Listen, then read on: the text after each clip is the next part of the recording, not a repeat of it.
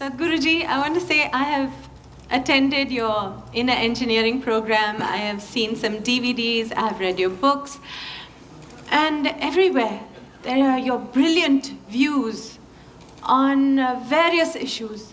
It could be from the making of a nation to the making of a toy car, from the running of a household to the running of parliament. You have brilliant views on every issue that one can ever question. Yet I know very little about you. And he has a brilliant mind with an, for lack of better words, I'd say out-of-the-box thinking. So different, so refreshing, so enlightening. I'm fascinated and I want to know about your life. And I'd like to know that, were you just born brilliant? Did it begin from that very moment? I was a normal birth, I didn't come in a box. My mother had a normal child. Now I'm really fascinated, intrigued that we're all here. But the way you think, we wait to hear what you have to say. We've all been little children and we've all grown up, but we've grown up and been educated in schools, but I find our way of thinking, our way of being very conditioned, like almost systematized. So where did it all begin? The question that you're asking is, do people grow up and blossom, or are they brought up by somebody? You will see the general expression is, I was brought up in this place, I was brought up in that way. Especially in the West, you will see, I was brought up Christian, I was brought up Jewish. These are very common words. I think it's absolutely ridiculous and humiliating that a human being has to be brought up. You bring up cattle, okay? You don't bring up a human being. A human being is supposed to blossom by his own nature. That is why he is on the top of the pile, at least on this planet in the evolutionary scale. And most human beings don't seem to understand that, or they're not allowed to understand that by a whole lot of people and they need to be brought up. Bringing up means somebody is molding you. Molding means it's a predetermined shape. No flower that blossoms is the same way as another one which blossomed yesterday. But a mold means it's always going to be the same. If you make a mold, the idea of making a mold is that we want to have the same form again and again and again. Right now, generally, that seems to be the work, unfortunately, of the current education system, the so-called religions that are operating in the world, and of course the family. They want you to be in a certain mold, they don't want you to blossom like a wildflower, because they're afraid of anything fresh happening among them.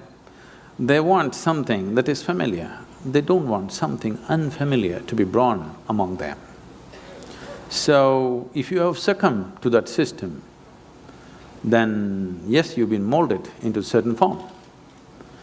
If you allow your humanity to blossom, then you will see you don't belong to any mold. This is the beauty of being human, that there is no a particular way to be. If you were a dog, you would be one way, if you were cattle, you would be one way, if you were a sheep, you would be another way, if you were a bird, you would be another way, a grasshopper another way. But to be human means there is no particular way. What is human is not defined, not described. It is just that. For every other creature on this planet, nature drew two lines. Within that, they have to play their game. For a human being, only the bottom line is drawn, there is no top line. But socially, people are trying to draw a top line for themselves. But nature has not drawn a top line for you, it's a limitless possibility. And this is what is freaking human beings right now, because they can't decide what they need to be. They're trying to be like somebody else. Only bottom line is set, top line has been removed. This is evolution. But wait, we still didn't quite get to… So, having said all that, I still didn't quite get it. So how was it when you were a child? Were you put into a school to go the systematic way, where you learnt your maths and maths and language, and and did you keep up with it? Do I look that educated? Don't insult me like that. Actually, when I go and stand in the line, in the immigration lines, particularly in America, they look at me and say, "Can you speak English?" I say, I have that uneducated look, it's not easy. Do you know what it takes to remain uneducated? Education is just 20 years of going somewhere and getting one certificate. To remain uneducated, it's very difficult. Because from the day you are born, your parents, every other adult, the school, the damn thing, everybody is trying to educate you about something that's not worked in their life.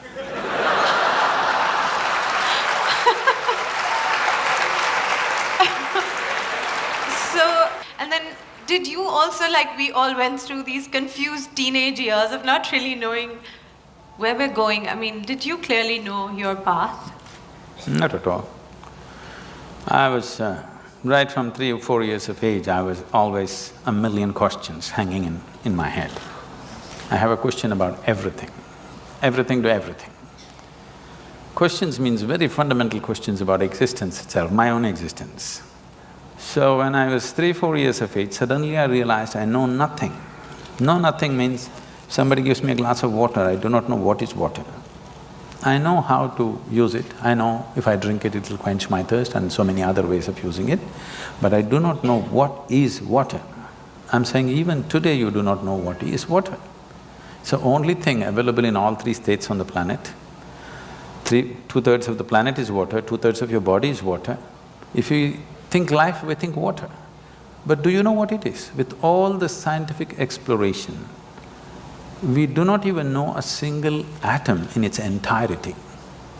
Today our idea of science is learning how to use everything. Yes, we know how to use an atom, we know how to break it, we know how to fuse it, but we really do not know what it is. Any one thing, tiniest thing in the creation, we do not know in its entirety. This is the fact of life. Well, even something simple as what you started with saying, that looking at water, straight away I was taught water, H2O, and what it can do, and you can mix it with colors and it becomes that, you can drink it and it quenches your thirst, but I never looked at it and said, I don't really know what is water. Because nobody looks at anything. See, everybody is looking like this. Nobody has any attention for a piece of life here. They're like this. If you pay attention to one life, one blade of grass, one grasshopper, one human being, something else will happen. That's why we said life and love, because if you pay attention to one human being, some love will happen within you, okay? If you miss life, at least some emotion in that direction must happen to you. That will happen only if you pay attention to one. If you're looking at like this, these days it's become a fashion because you're on love on Facebook, you love the whole humanity. To love one human being, if you want to love one human being, it costs life. To love the whole humanity, it doesn't cost anything. It's even better to love God, because it's always easy to love somebody who's not here now. It's so easy. But if you have to love somebody who's sitting next to you right now, it costs life. You know how difficult it is to love someone who is next to you right now? How easy it is to love someone who is dead or who is in heaven? Isn't it so? Let's face it. Because if you have to love one thing is you have to pay attention. Without attention, it will not happen. And above all, you have to give up something that is you to accommodate another, otherwise it will not happen. The English expression is very good. You must fall in love.